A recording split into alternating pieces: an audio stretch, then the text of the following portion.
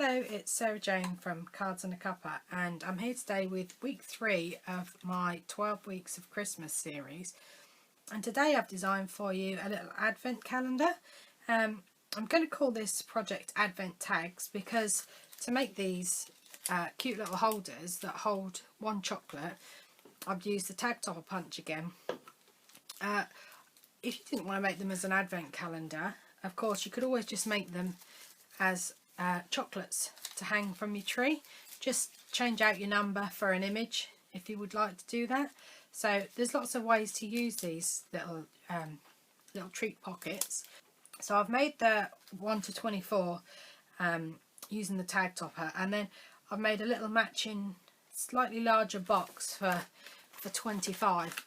I personally don't subscribe to the theory of you should get a bigger treat on Christmas Day, because normally you get your presents. But my kids, on the other hand, they look for the biggest chocolate in the advent calendar, so I've made this box to accommodate that, and it's quite a good size box.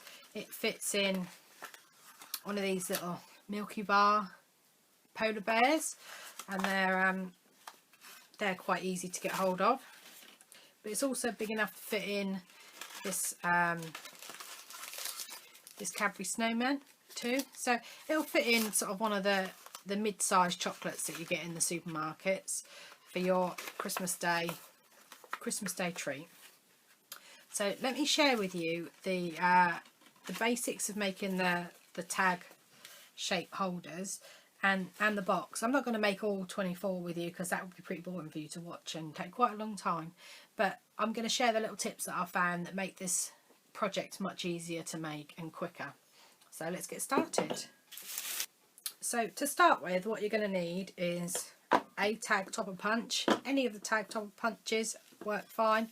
This one is the ornamental tag topper, which is my current favourite. You're going to need designer series paper. This is Home for Christmas, which is in the autumn winter catalogue. It's my favourite of the papers out of the Christmas catalogue, but any would work, so pick whichever one you'd like.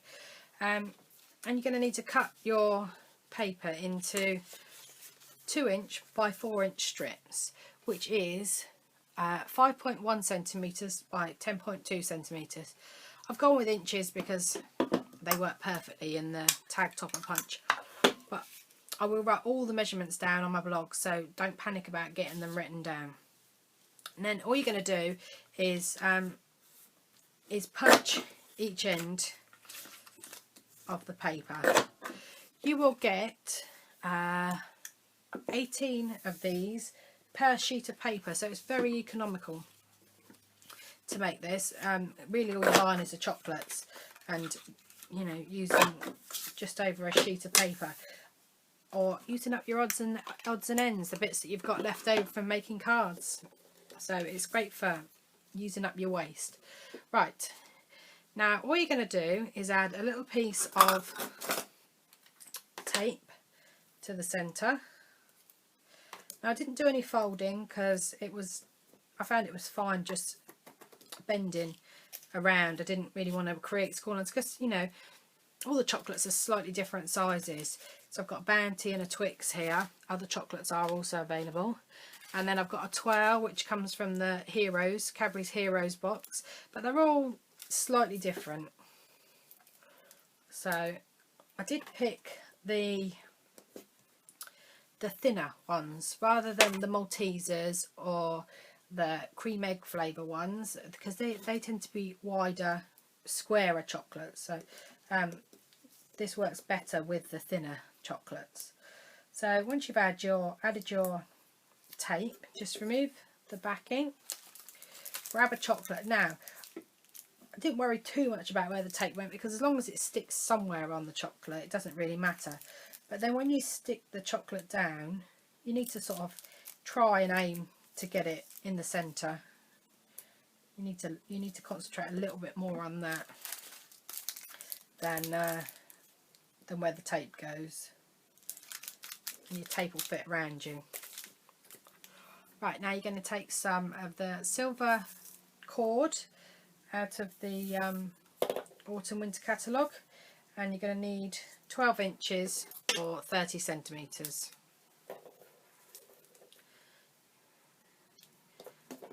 So you just fold that in half, fold your Advent treat in half,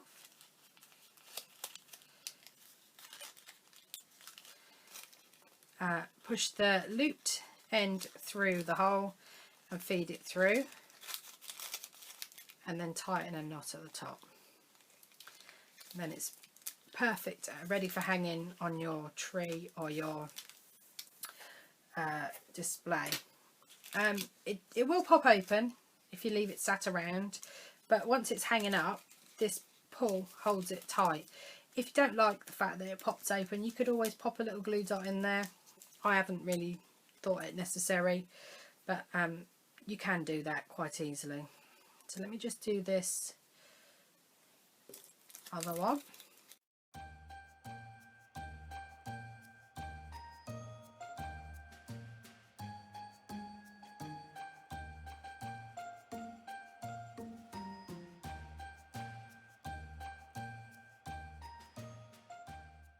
So my tip for doing the numbers in a hurry is to grab your number set, and I've used the Project Life day-to-day stamp set because it's got this set of numbers here which are all separate, and then I'm using Mossy Meadow, Cherry Cobbler and Marina Mist ink pads.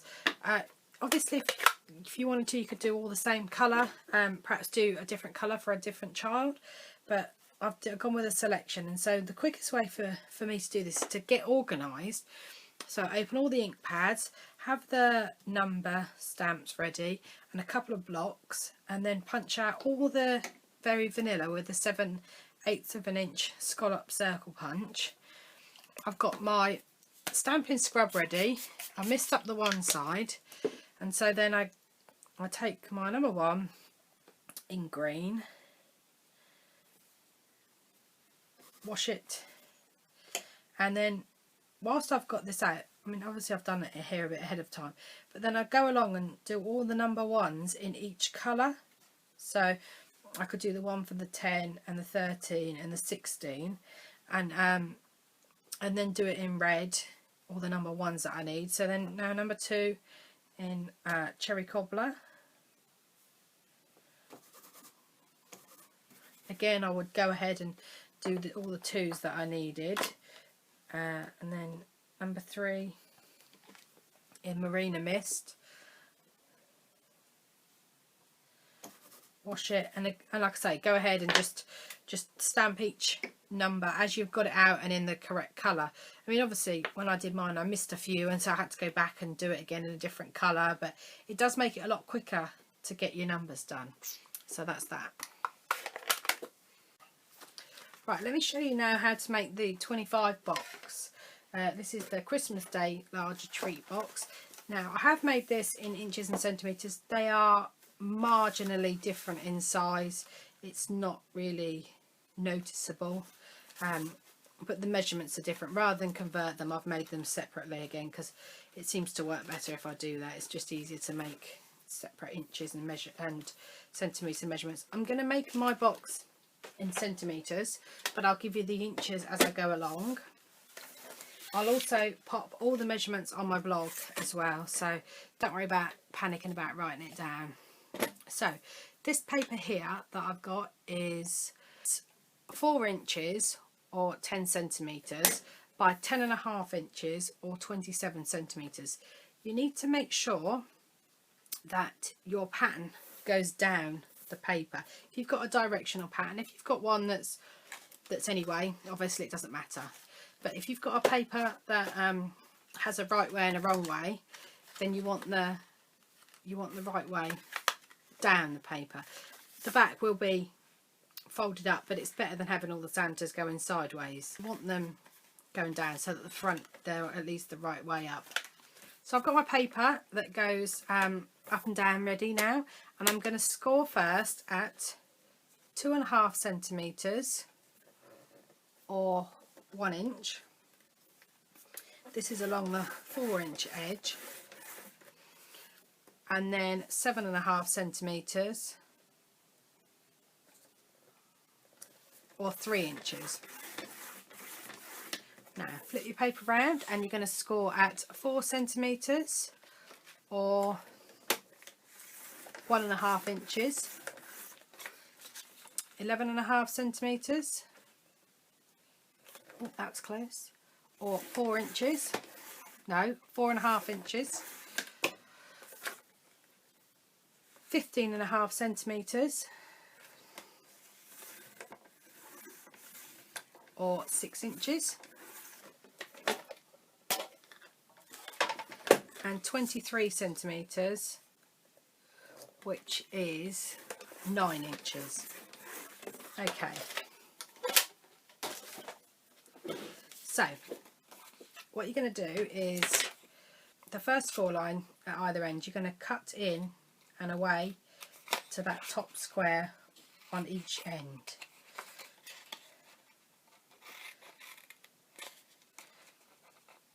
So that's the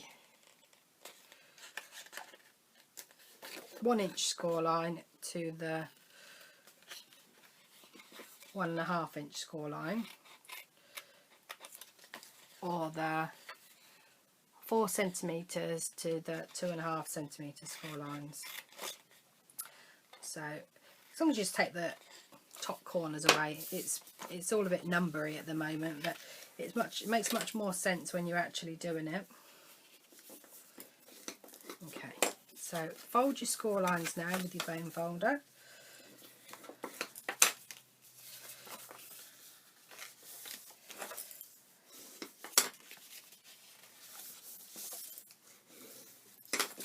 And trim the middle 2 score lines into the long ones.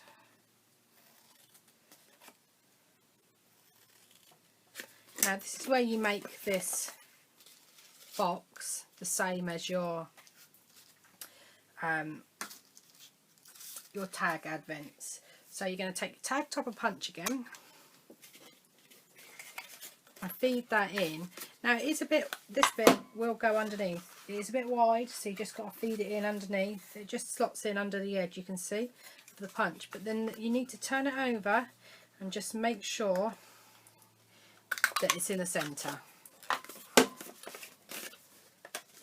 And then repeat on the other side.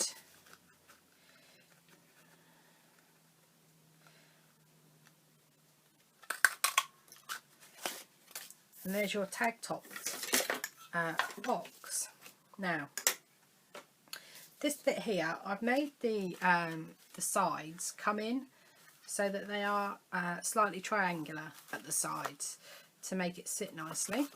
And so the way I made that work was to put glue all over this tab here and then check which one's at the front. So this is the front because the baubles go down, and then just put a line down that edge, and then just fold this in here. Don't worry about this, leave this flat down, and then just fold that in, the 2 side flaps in, so that the point of the front one is at the top corner of the back one. And that's that. And then you just flip it over, use your bone folder to press in that little flap inside.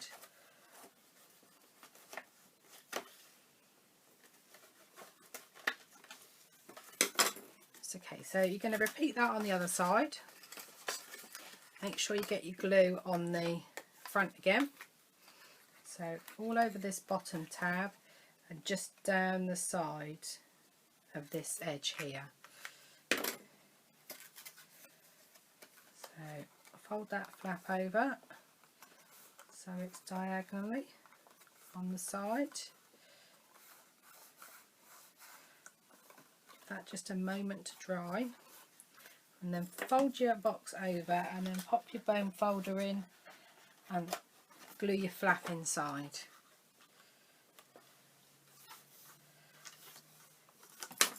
Right, now you're going to have a little overhang at the bottom from where you make the diagonal shape, so all I did was just trim that off level with the bottom of the box. take another 30 centimetres of or 12 inches of silver thread,